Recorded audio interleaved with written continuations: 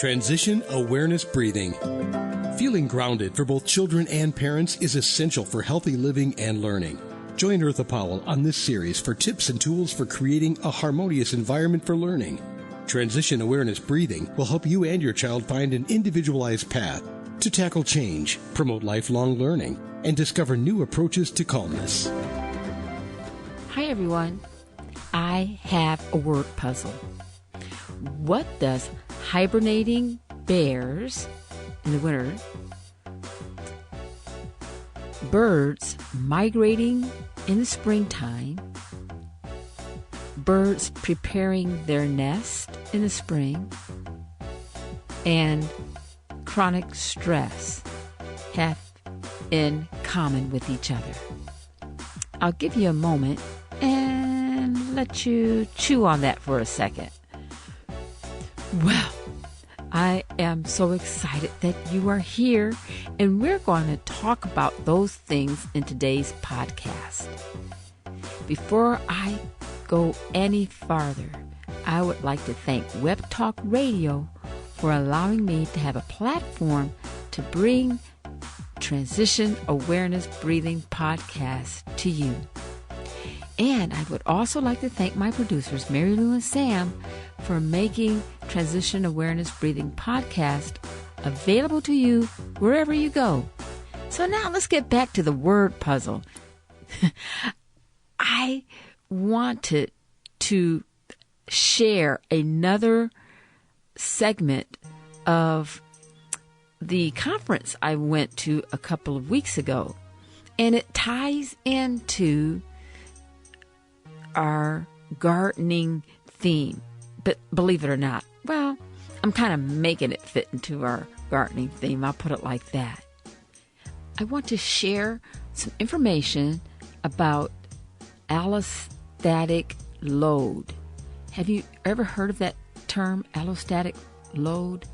Well, you may not have heard about it, but I think you may be familiar with the symptoms and the processes. And so when we finish our session today, you're going to have a new word that associates with what you are already familiar with. Well, let me begin by talking about the bear. And this is something new that I did not know. In my research, I found out that when bears prepare and hibernate for the winter, they go through this process of what is called allostatic load. And so what they're doing, along with other animals that are preparing for the winter, what they're doing is they are preparing, they're eating a lot more, they're getting ready for this seasonal change. If they did not consume these extra calories, they would not be able to survive the winter season. And so they go through this process of preparing their den, eating extra food, gaining a lot of weight. And so then they are ready to go into their winter routine of hibernation.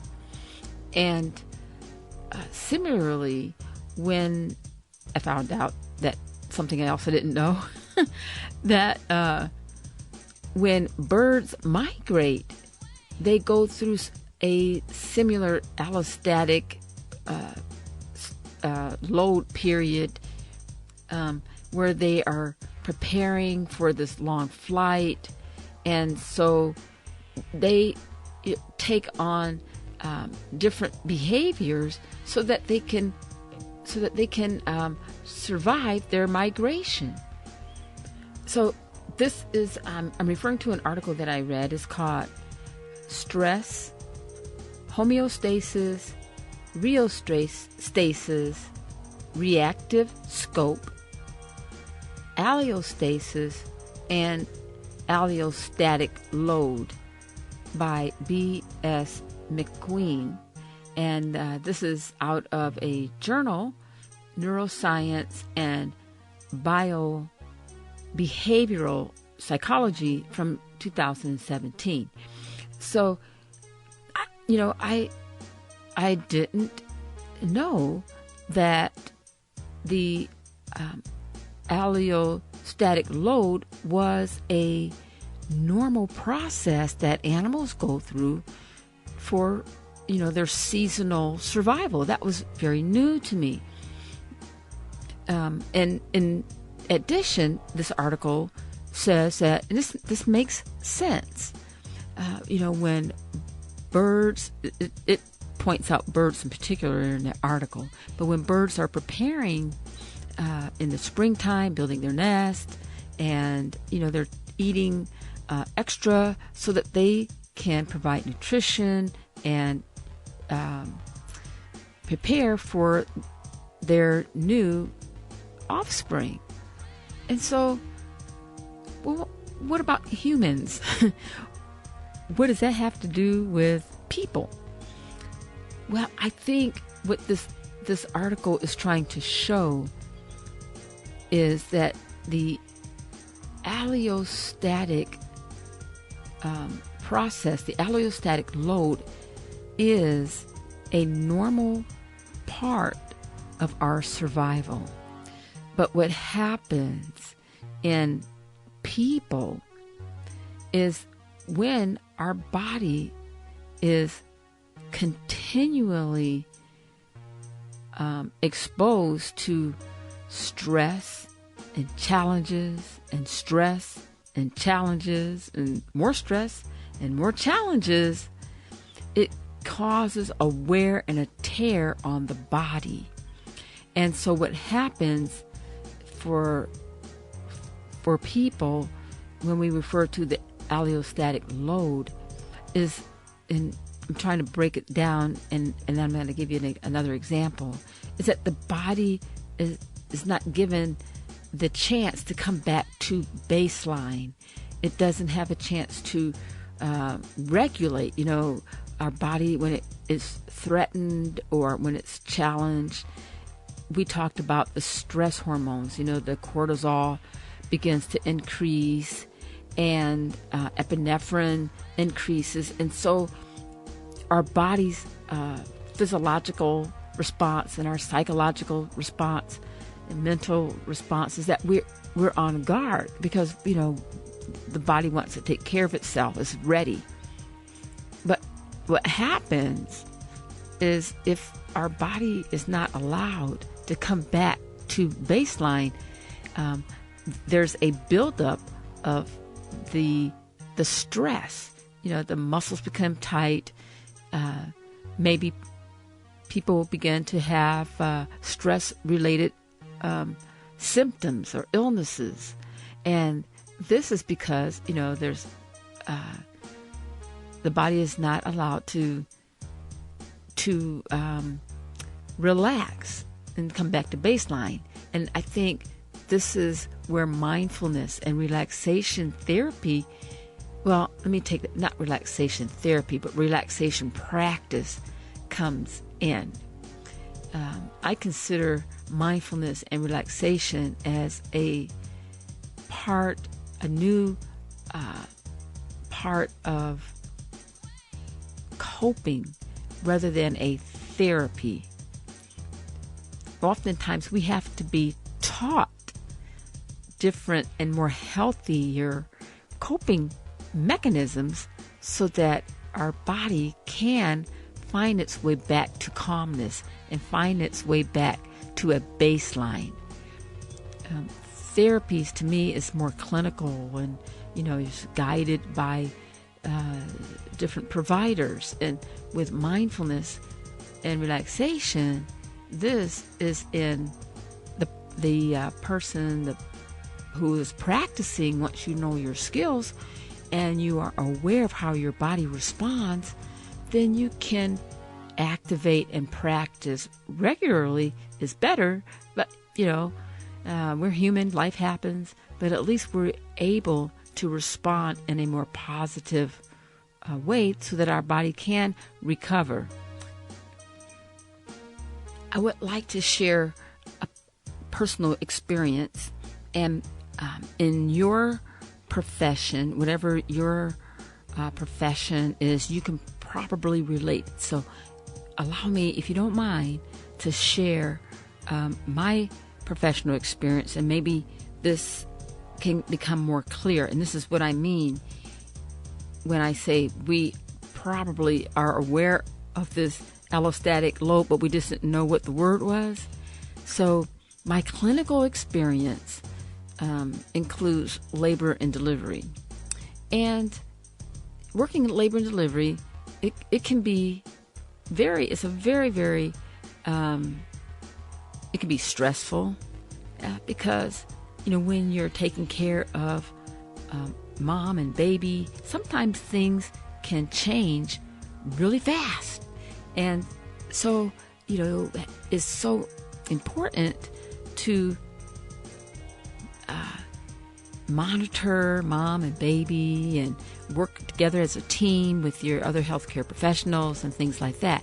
And so that environment, that becomes kind of normal. It's like you are helping families and helping moms bring in their new babies into the world. And so you're very familiar with the birth process, and it becomes, okay, these things are, you're following the contractions and the dilation, and when the baby is born, there's certain things that's going on that's the normal birth process.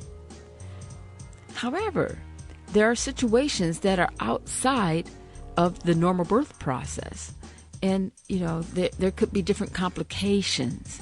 And so what I have found is sometimes this occurs everywhere, but particularly I'm going to speak about my time when I was overseas. It seemed like there was different times of years. I was on an island. I was in Okinawa, actually, and it was a change of the barometric pressure. And we just all thought that, when there was a change in that barometric pressure, it seemed like we saw a whole lot of patients with different complications. People coming in with premature labor and all kind of different things. I won't get into detail, and it seemed like, it was like one after another complication, after another complication, after another complication. And then if there's any stressors that's going on as far as on your outside life, that added to some of the stressors in our body. And oftentimes, we would share with each other, okay, enough. It just seems like you were at the end of your rope. And then what would happen, maybe sometimes what would happen, the car would break down. You're heading to the hospital, you're heading to work, and the car breaks down, and then, you have to get gas. And it just seems like every little thing added on top of a stressor. And now I'm going to be a little bit of hypothetical, is, you're looking for that time to come to relax. And so we would take like everybody else, would take vacations. We would try to go to different parts of the island and things like that. But sometimes, things would happen on the vacation. And so you come back to work and there would be more complications. And so it seemed like there was just this buildup of stress, different challenges. And it seems like it was so hard at times to relax. And so I look back on that experience, and it triggered, we must have had some kind of an allostatic load going on. And that's just a way for me to understand, okay, that's what's going on. But this goes beyond just that scenario, because even when we speak about our children and our teens, they are going on they're underneath a lot of stress and challenges. And it's important for our families to recognize these different challenges and stressors so that we can introduce some practices that can help our stressors in our body to recover from these different stressors, the physical effects of these different stressors. And so maybe, I would encourage you to talk with your family this week and share some of your experiences that maybe in the past that you have had all these stressors, and maybe compare what you did back then to what you know now. Because now, with mindfulness and relaxation, there's something that we can do rather than adding on to the stress. And my imagery is, as I say in closing, this is what I imagine in my mind. You know how when you have a lot of leaves in your yard, and in the fall you have all these leaves, right? And so some people, they get out there and they rake all their leaves and they bag them up. And some people leave the leaves on the grass so that nature will use those leaves and fertilize the grass. Well, then springtime, it seems, there's some more leaves that may fall, and those leaves kind of accumulate on the leaves that were there. And for the people who are raking leaves, they're still out there raking leaves, and it seems like it's a never-ending process because it's part of nature. But at some time, maybe we can use those leaves instead of allowing the leaves to build up. Maybe we can change our perspective and, if we're going to gather the leaves, we can gather them up and mulch them, put them in our garden, and use those leaves for a more positive usage in our garden. In the stressors in our lives, we can look back and see what we have learned, and in looking at our challenges, what did we learn through the challenges? How can we change different situations if we can change? And realizing that when we are going through different challenges, going through stress, that we're going through it. We don't have to get stuck in it. And while we're going through it, breathe. Breathe and allow your body to melt, and keep focused, keep positive.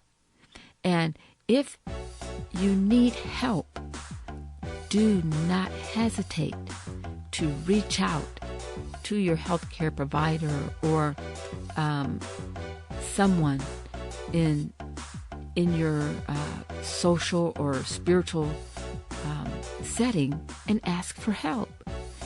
We don't have to do everything by ourselves. So, with that, I hope that there was something that you learned new about the allostatic load. I look forward to talking to you again next time. Have a great day.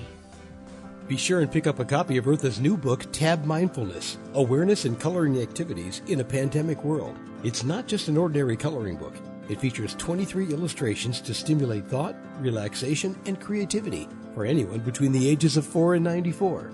Increase your positive self-talk energy. Unlock new creative paths. Transform your time once or twice a week to create beautiful art while strengthening confidence, building positive self-talk, and sensitize self-awareness. Tab Mindfulness, Awareness and Coloring Activities in a Pandemic World. It's available now at Amazon.com.